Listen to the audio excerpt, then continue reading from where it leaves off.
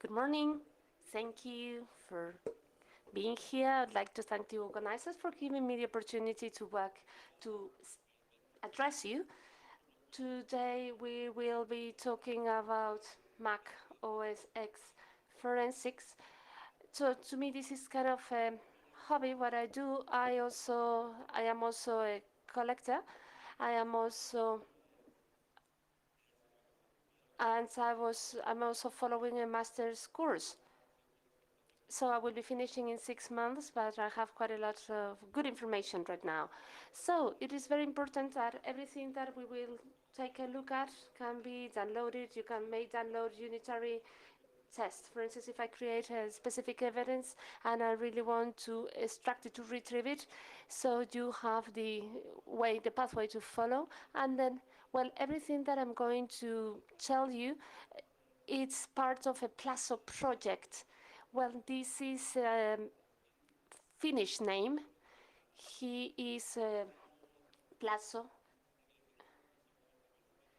It is Plazo does an execution on an image on a hard drive. It tells me about the partitions of the hard drive. And I said, this partition, I wanted to patch it. I wanted to take out all the evidences in that partition. And then it accesses it automatically.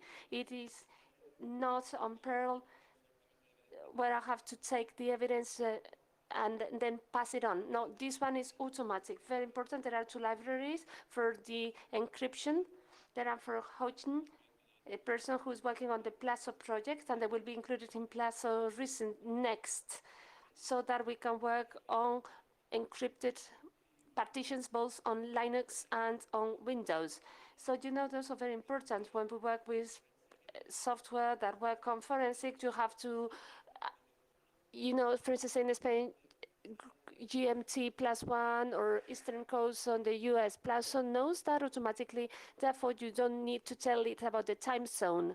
So Plazo shows evidence at the level of files, also evidence about OS, VT, jobs, register, Linux. And in case of Macintosh, this is what I'm working on now. It is also supported on Android and also looks uh, engines. When you access to OmniFrame, it gives you all the information. We also have SCAR services, a bit of everything.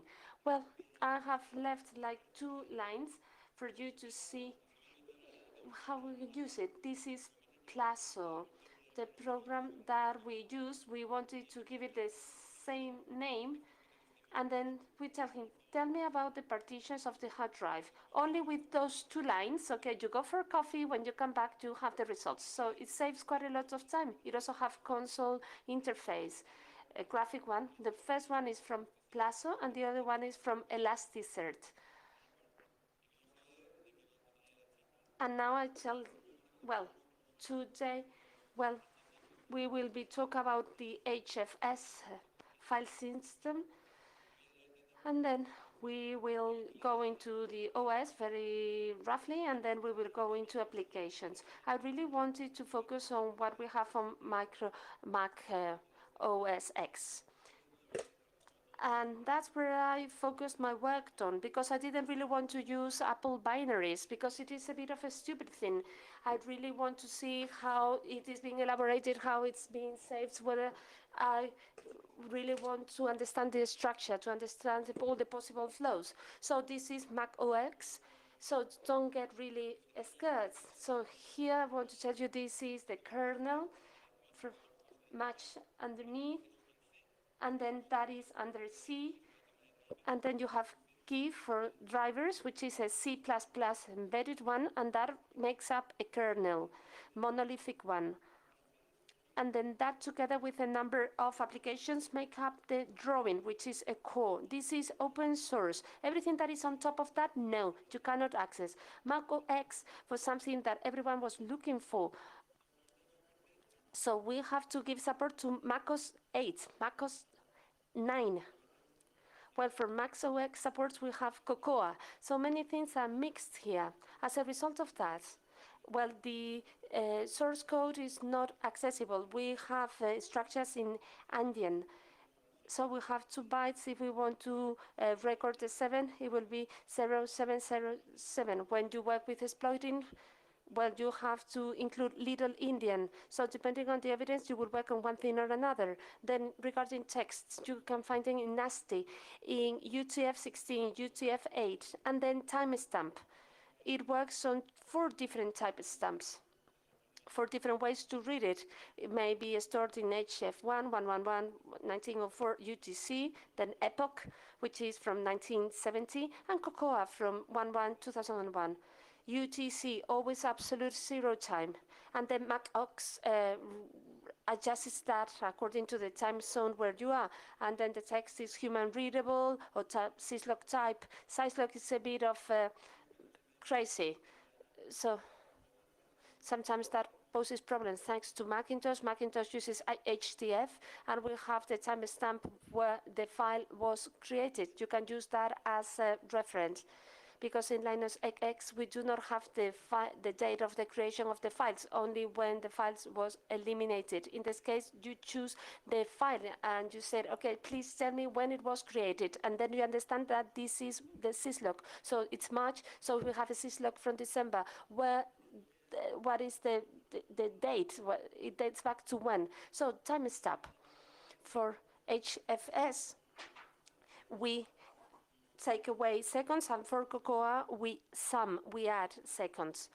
And then, well, now table of contents, structure of my presentation. So macOS is a bit special in terms of evidences, and I found that it was interesting to discuss that with you.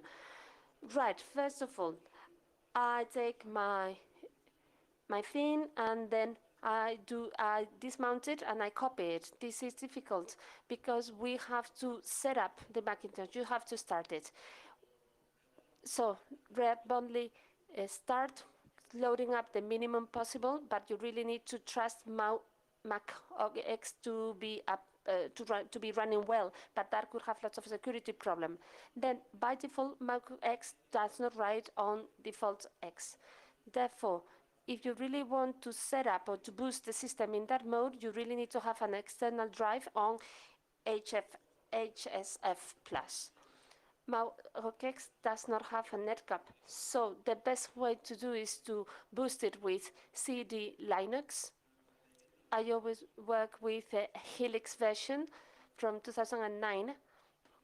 So you have to have the latest kernel version for Linux. Another important point, if we use solid-state hard disks, well, they have string. That means that I have to write on them. So solid-state writing is slower, so it does 2 runs. So that's a first run for files that have not been assigned. So if a solid state drive, so I will not be getting the same hash, even if the drive is in a perfect condition. So when it starts to get electricity, the hard drive, it starts to modify the hard drive. So some tools over sometimes they do a hash to check that what I wrote before is correct. If I don't do that, sometimes it will fail, because sometimes I will copy it, will write it, and then what we will find out will be different. And if someone reproduces that case, will not be able to come out with the same hash. So the person says, okay, I do this partition, I do a hash tree on that partition, and that's the only way for me to say that this has not been modified, because if I do a hash on the image on the hard drive, it will change it. And then partitions on macOS.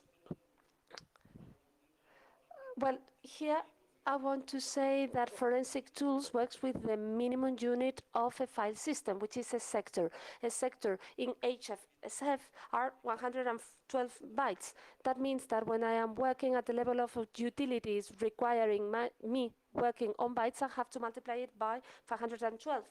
Why? Because MNLs would tell me all the partitions, and it would tell me where the sector starts. So these sectors are sectors, they are not bytes. However, mount will force me to tell me the bytes. That's why I multiply by 112. And then it says, okay, this sector is 112. And here I have set a light. li. So loop is from Linux. If I want to use macOS to set up a mount, I have to use a tool which is HDL useful. And to tell it that it is a raw image, I have to create a device. If I try to use the macOS one, that does not exist. The second one, the offset, if I run it on disk image, it will fail because it requires more information. What do we have to do? Well, we have to use kparts. It creates partitions in the hard drive, and then I can mount from that point. And that's, I included this slide for you to see the max kernel, which is the core. It is not MAT, it's XUN. Well, I refer to it as kmart. And what happens if we use file vault 2? This is an encryption of an encryption in macOS. One of the people who is working with me on Plazo project, he implements a library to do this, and the only thing that we have to do is that any image of macOS has a partition which is known as recovery. We have to extract the file, which is the one that appears there, encrypted root. That's the name of the file. How do I extract it? That's an ls, and you only need to do to mount the partition. I go and say find this file, and then it tells me the node what that file is, and then I extract it. And then with that and with the password, which is the -p option, or with a cake that is left whenever you do the encrypted partition, that is to say, like 4 letters, that dash, and then 6 letters, you can do that by using this library, libfbd library. When you mount it with dd, you may extract the partition, and then you can work with that partition right away or to mount it directly. All right, this is a screenshot.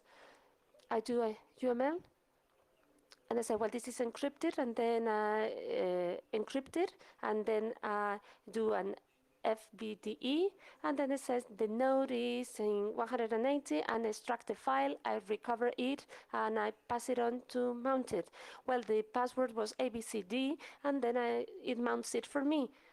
I did a mount plus, and then removing the writing option, now it's set to be also more secure, and now I can work with that partition that is encrypted. Now, evidences. Apple system log, it has always been there.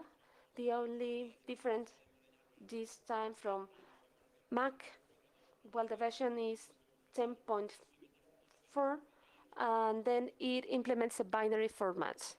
So I do not write on text format anymore. I only use the binary format. What happens? Well, no one knew how this works. Well, there are some programs such as ENG that do that for you, but there is no official document tells you that. Well, you find it in private var log ASL, and the format of the file is the creation date and then the user. That is to say, the people who has a permit or an authorization to read it. This is the binary, big Indian full-time stamp, and then it has a header that tells me about the first entry and the last entry. And then, well, we have twisted or double list. Well, because I may get the header. From the header, I may want to go to the last entry, or I may want to go to the top entry. And that is the command. This, you can get it through a tool provided by Apple. So this is the header. Very, very important here. So that's where you find them. So I point to the middle of the entry, not to the start of the entry. Why do I do that? Well, because at the beginning or the start of the entry, you have the dynamic part. So the top part is the dynamic part, that is to say, the log of the text. And I don't know how big it will be. So Apple does it like that. I have 2 bytes, and then it tells me the amount that I will be reading. Also very, very important, the entries finish in 00. So if I have a 20-character text, 21 bytes, text 00. So that's the way it identifies it. Then the static part. Oh, don't get really scared. Okay, this is a summary. So that's where the cursor points at. Next entry, message identifier, priority, user, the group that has been generated, timestamp, and I have something which is the read. Well, this tells Apple, or this file that you will be creating, please create it with these permits. Does it mean that only these people could read it? Yes, but because of the permits, not because of the ASL. If I do a root and I change the permits, I could read it. I will be able to read it. Also very important, if I do 4 pointers of 4 bytes. So this is always the host who did it, the sender, and then in that order. And from there, then it may measure pairs of 2 fields of 8 bytes each. Why pairs? I knew that the fourth field of 8 bytes, well, the fourth field is always the message. So for instance, if I said, I don't really want to go into the message, I want it to be readable, I can create those additional entries, but I don't know the name. I knew it was the fourth message because it was the fourth one. So they use one to indicate the name of the field and then another one to use the value of the field. And why 8 bytes? Because it is a pointer. Because pointers are always fixed. When I say fixed, it means if it has a value of 10,000, that is the value. They are not relative, they are absolute.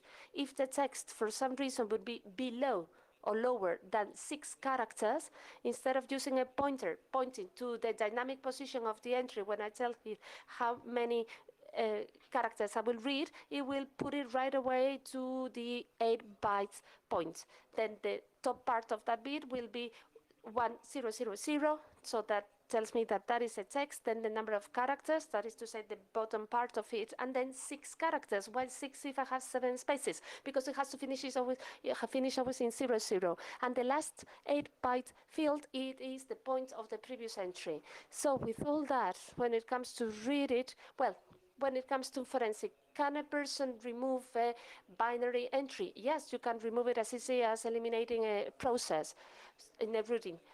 So the previous entry points to the next one, and the next entry does not point to the previous one, but to uh, 2 positions up. So that is a bit of a problem because you will see like a bit with some zeros. So that tells me that someone has eliminated that. So if you eliminate that entry, all the entries below that, if I have eliminated 50 bytes, all of them below that, I will have to change to all the pointers. I will have to subtract 50 because these are absolute positions. And I'm not only talking about the pointer that pointing to the previous entry to the next one, but the pointer pointing at information. These 8-byte fields, the 4 8-byte fields that I created, you would also have to do that with that. It takes time, but you can do it. So this is the way to do it, okay? Well, I'm sure you cannot really read anything in here. Well, but you may take your time to read it at home. Well, evidences. Well, all the evidences from applications. Also very important. UTMP, WTMP, they are on the binary format, on the ASL.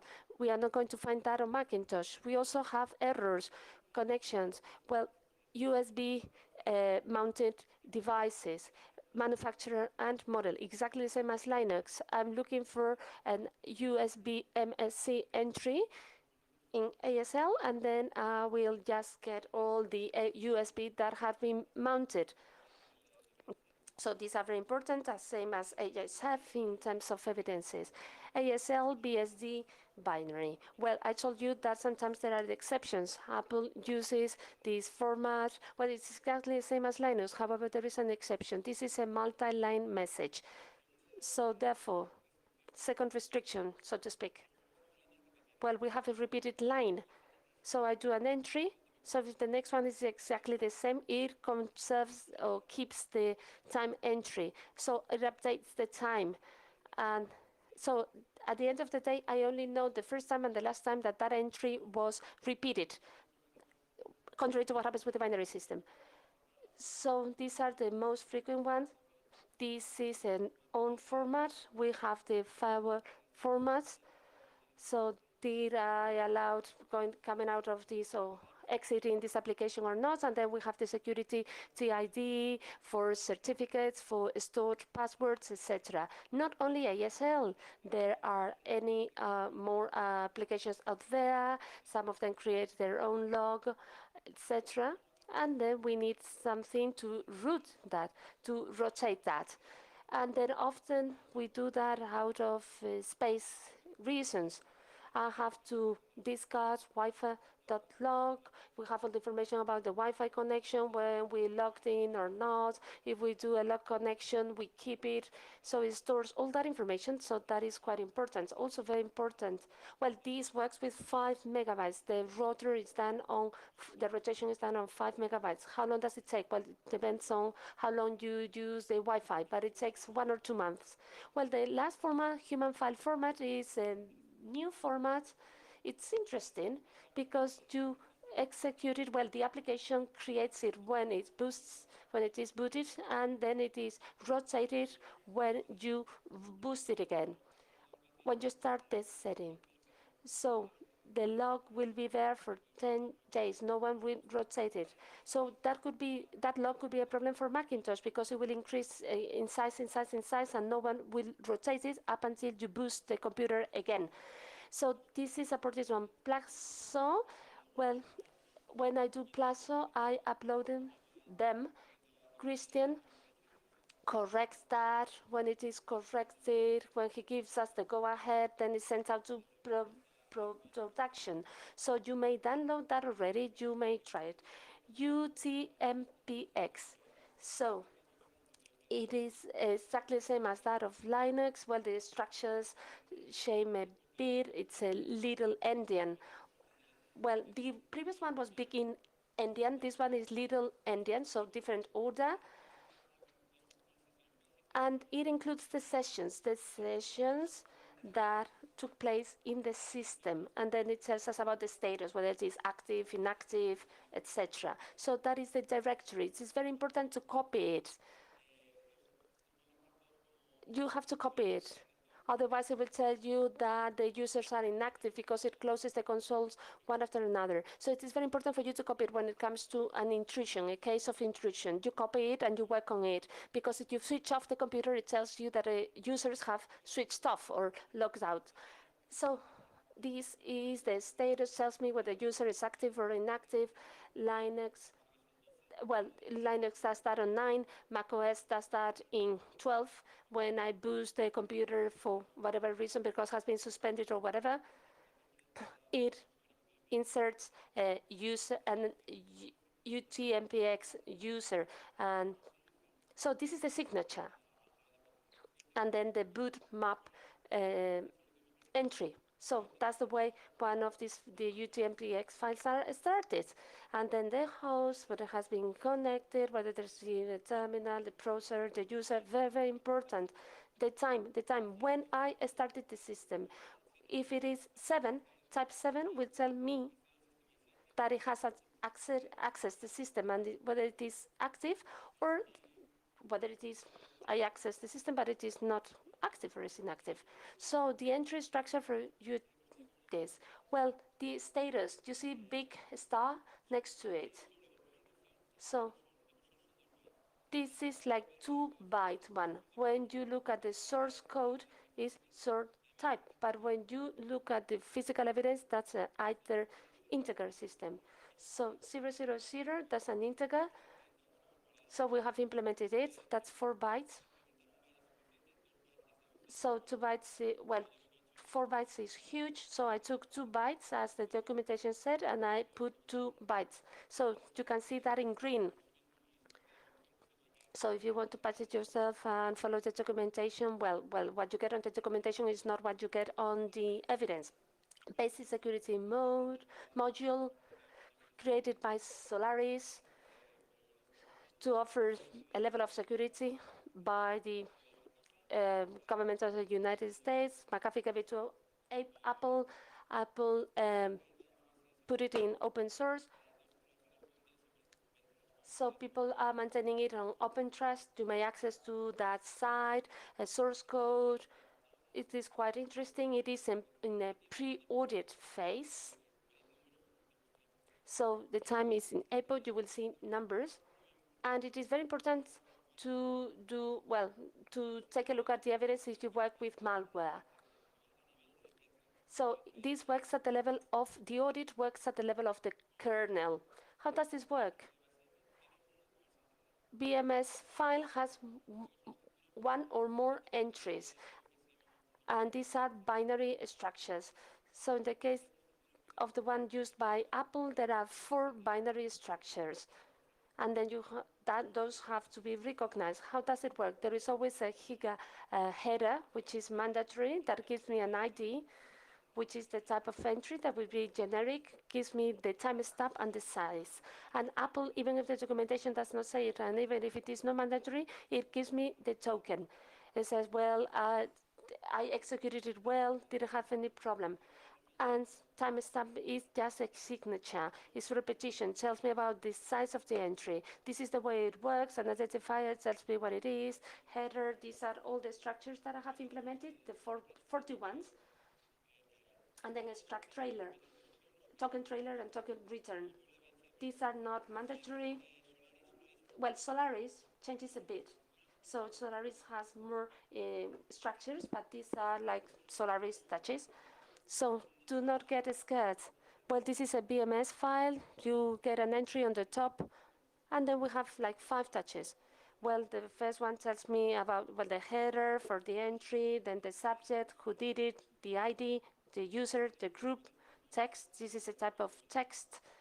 And then how it finishes, okay, how it ends, and then the trailer, the finishing, or the end trailer. Right, keychain. What is that? That's where Apple keeps all the, or stores all the passwords. When you, I don't know, for instance, when you, well, it stores all the passwords. The password and the secret note are encrypted, but where you kept the password, the user that you used, where you kept it, whether you changed your protocol, full URL, all that on flat text. If you know how to read it, that is a binary structure. Okay, that appears on flat text. How do you read that? This is big endian. We have one made by the system and one made by each user. Also very important, that is stored on tables. Tables have some kind of record. We are interested in the application record and the internet record. What is an application record? A Wi-Fi is it's a type of application. Secret node is a type of application. What is an internet application? The second group. Email. So if you have Chrome or email, it will be stored on the internet record. And then Plazo, okay, this is the keychain, this is the way you read it. You read the header that tells you where the schema is. Schema tells you where the offsets of the table are. They are relative where the schema starts. So if the offset is 50, it is on byte 62. When I jumped into the table tells me the number of records that I will be having, where the record starts. This is, the offset is relative to the table, and then we will tell me the type. Then I check out the types, and then when I get a type, whether it is application or internet record, and record, as I said, they go when they follow each other. So there is a header that tells me about the size of the record, and I can access that information. I know how to read it, and because it is on flat text, I get all the information. These are the 2 existing cases, okay, the application and the internet one. We always have a header. SSGP, that's the cipher data where the passwords are stored, and then the header are 4-byte fields that points at relative positions from that record plus 1. So that is to say, so if I go to a header, one of the fields of the header tells me that it is 51, I'm going to jump the 50 because it always adds 1. I don't know why. In the past, it was relative. Now, for some reason, it's plus 1. So please take it into account. If it says 51, it is 50. Okay? So now you know where everything is, all these pointers pointing at information. I know whether it will be text info or port info, or, for instance, if it is text type, it will go and tell me, you will read 50 characters, and these will be the 50 characters. And then from there, I don't need any other application to move on. And then you will go and say, what about these passwords? How do they work? For instance, a user account, I have my user, my password, and then in the bottom part of the keychain, I have stored the password of the database, password of the user, and then from there it starts to decipher all that. What algorithm does it use? Triple Ds and SBCs. The next one, well, this is lighter. So whenever we store a file, macOS does a file. So it tells me that I've copied that. Well, no, before that, it is unique for each of the volumes. So if I have an external drive, it will create this structure in the document versions. Why did I put document versions? Well, because Apple refers to it as version. Others say document revisions, so it's a mix of them both. Okay, it tells me where the files have been stored. Well, it tells me about the date of the copy, the path of the original file, where the copy has been stored, and who did it. And this is the SKQL sequence. Okay, I'm finishing. Cups is very important, especially when there are information leaks. So whether this person has taken the information from USB or whether the person has printed out something. If we use a remote printer, we will know that it is big endian timestamp on epoch. So it uses 2.0.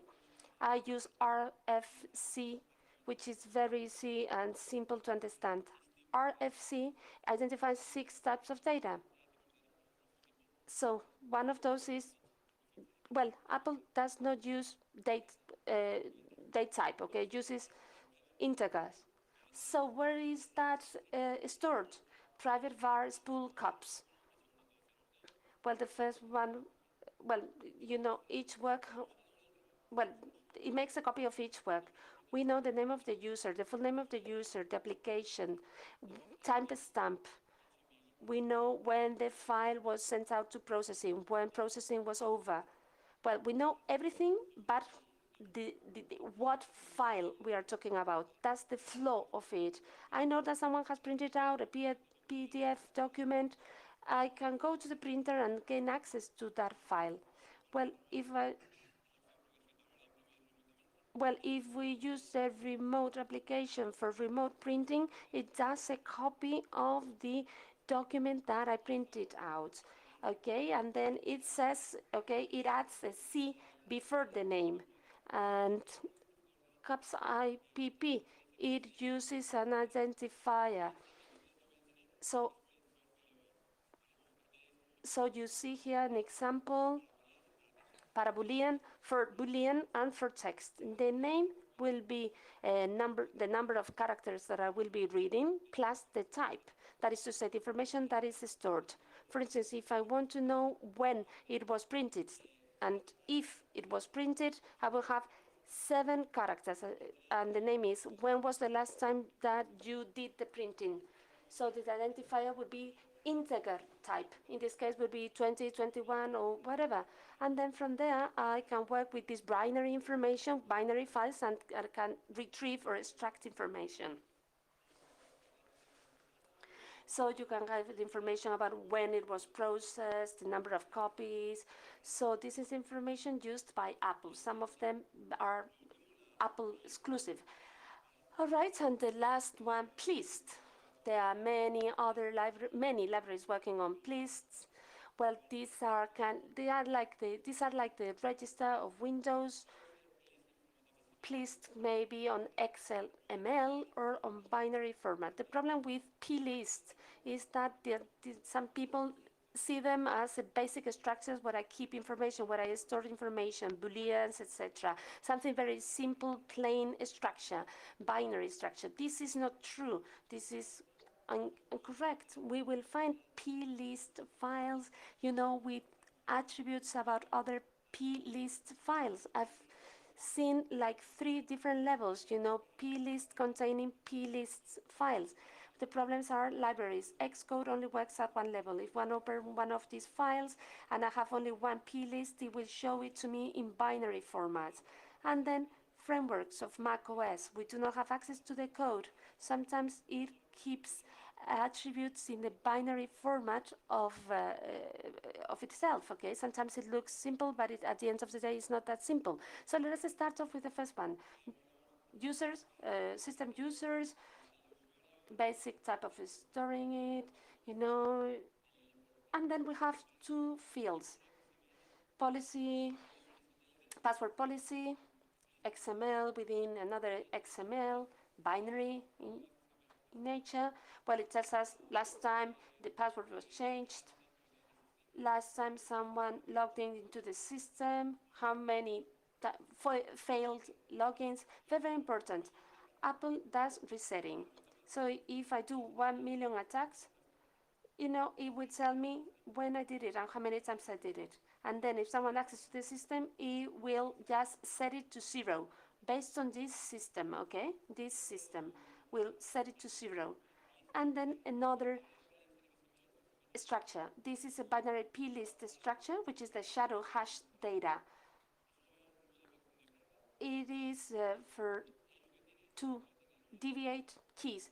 Tells you about the number of introduction and then the hash. This algorithm is not slow. If you include a number of interactions of 37,000, that is to say, repeat the algorithm 37,000 times, it becomes a bit slow. So there are two tools. Well, 15 passwords per second, or from 15 to 35 on i7. So it is a bit small.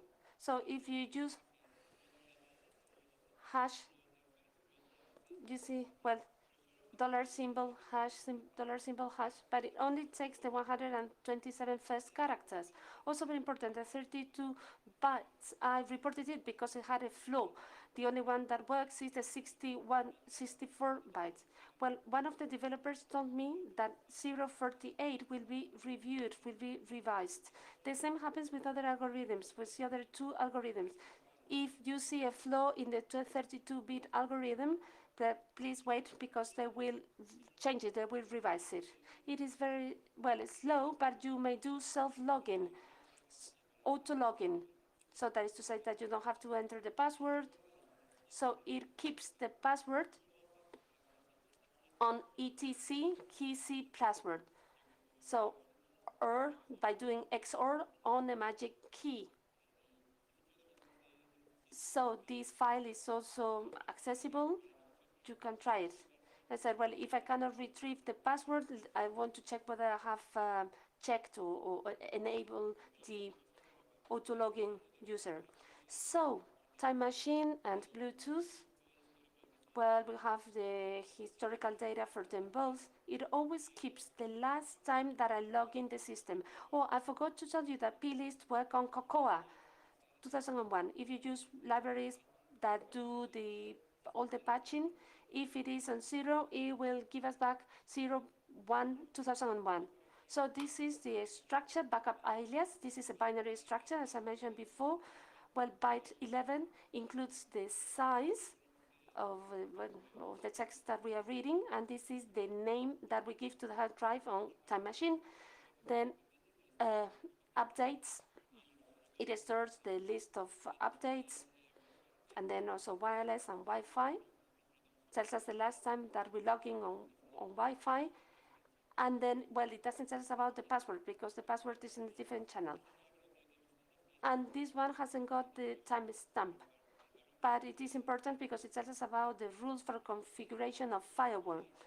Spotlight, which is the magnifying lenses that appears on top of Apple, and then I enter a term, and then it tells me where that term appears. Okay, it tells me the last time I entered a term and what was the reference. Then the historical, about the number of applications stored, and then Apple accounts. Well, for those of you who use them, well, it gives you all the information. Well, all that is supported on Plazo. You can have access to the source code. And then more plists. So this is the MRB on Windows. This is the last time that I opened a file. So for instance, UFL, if I want to know the last files that I use the framework LSS. This is a plist file binary. And I have two names, the number of the file and the binary structure. No one knows how to patch it. So this includes the full path, the list of nodes. So that is to say where the file was. It also tells me whether it was mounted on an external drive or not. So it tells me about the original drive where the application was released. Lots of information here. Also very important. For instance, if I opened a file which name was X, I move it to a different directory and I call it B, Apple does not update. The only thing that Macintosh updates is the inode. And then, well, this is the structure. So this field is not a plain field, and it's not an easy field. So this is an example of mplayer, mplayer. So it tells us that the file was open on a volume. So it is an external drive. It tells us the sandbox. So these are the cows of the spanker, okay? I'm finishing sidebar now. If we use the finder, so all the configuration that appears on the left, all that is stored in a single place. Why is that important? Every time you mount a device, it keeps all the information. First, that information is stored on HFS. If the partition is FSS, and if the partition is DMG. So it keeps those historical data. What is the problem? 10.9 does not store the register of DMG, okay? So this is an example from POC alias P. So this is the timestamp on when I formatted the image. This is the root, films, NTNFs. So it doesn't tell me about the time. Okay, it says 1904. This is 0 time. So Serra 2. And then Wireshark is an DMG file. So this is an image of 10.8 updated to 10.9. So if I had a 10.9, it wouldn't tell me where I mounted the DMG. So also very important, DS store, which is used by Finder to find out about the configuration that we have chosen. Well, you know, everyone hates this file, but Finder implemented something very interesting. So when you store a file, you can recover it. In the past, if you deleted a file, you had to go to the thrash and you could recover it. But Finder didn't know where it was stored. But now it is stored on DS store. If I recover the file, I recover it, and then DS store deletes it.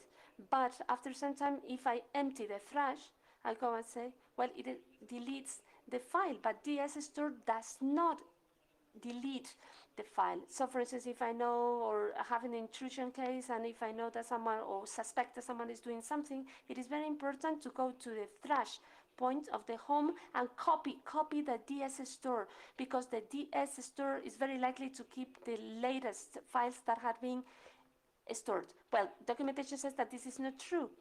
But, well, I had my computer running for 1 day, and at the end of the day, deletes the file.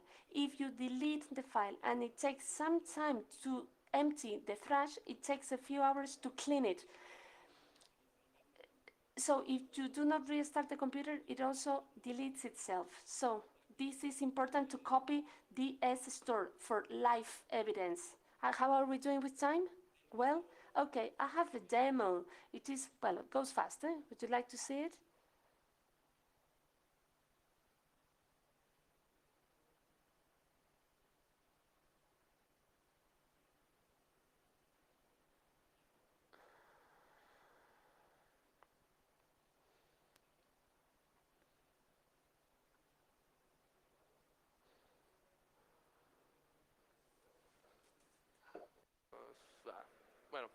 Bueno, la tengo aquí más rápido.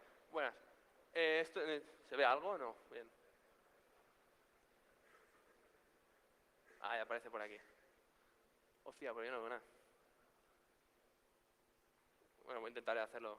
Bueno, como veis, ese malware.out. So you can see malware.out.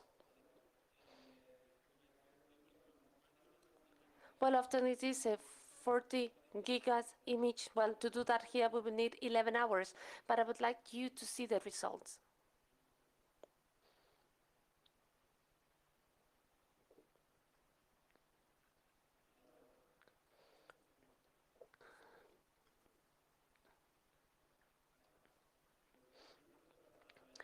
Okay, this is what he has patched. I said execute only one line. Then I went to syslog utmpx. So we have it all. We also have Chrome entries, Skype entries. I have a link that tells me you have visited this website. This tells me that I retrieved this file. Then UTMPX, it tells me that I just logged in as a new user. So it tells me about all the files that I deleted. So all the evidence for all the files, all together and arranged in order. So I can attack that image by doing ESC consultations, etc.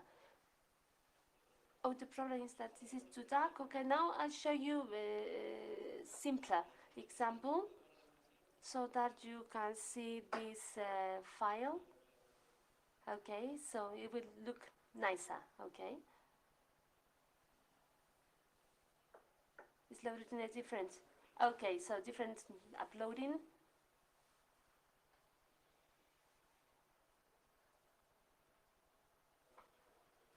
Oh no, it is not any better. Anyway, I'm trying it. Okay, so this is the timestamp timeline. So it finishes here. Can you see it?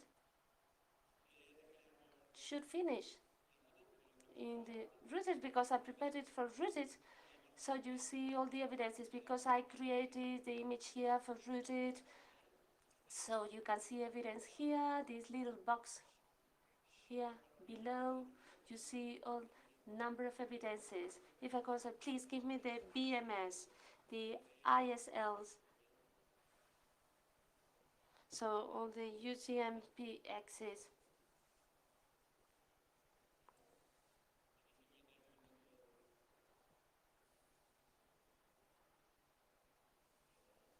Okay, here we go.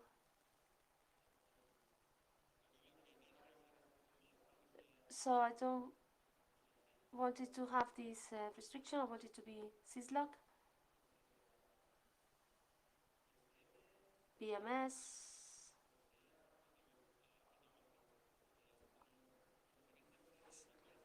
So we are adding all the evidences. I can use chains, I could do whatever, I could do ciphering by text. I may use teaser. And here we will have all the entries.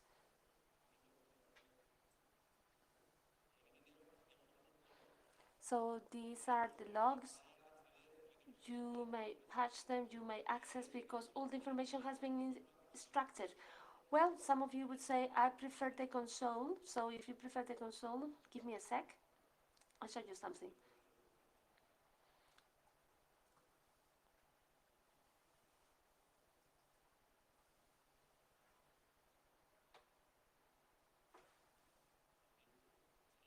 Okay, give me a sec.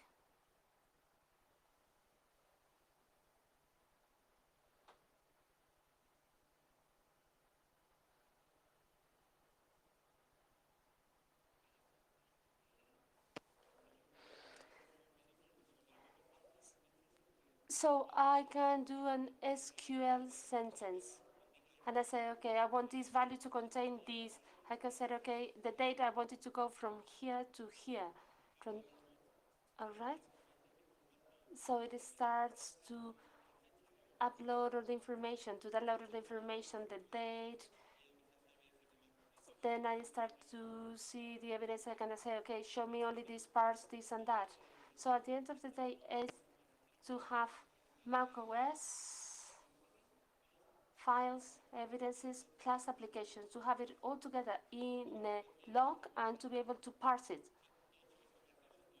So these are all the logs, and then I can work on it. That depends on the ability of the forensic person, because sometimes, I am, you know, I waste lots of time, because what of different types, it works for Windows, for Macintosh, for Linux. Okay, we are trying to improve. If you want to join our projects, I would encourage you to do it because you can learn a lot.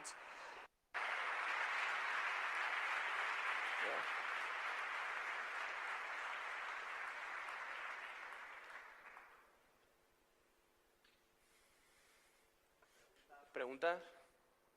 Questions? Bueno, hombre, que tampoco ha sido tan mal. ¿O sí? Is it that bad or not?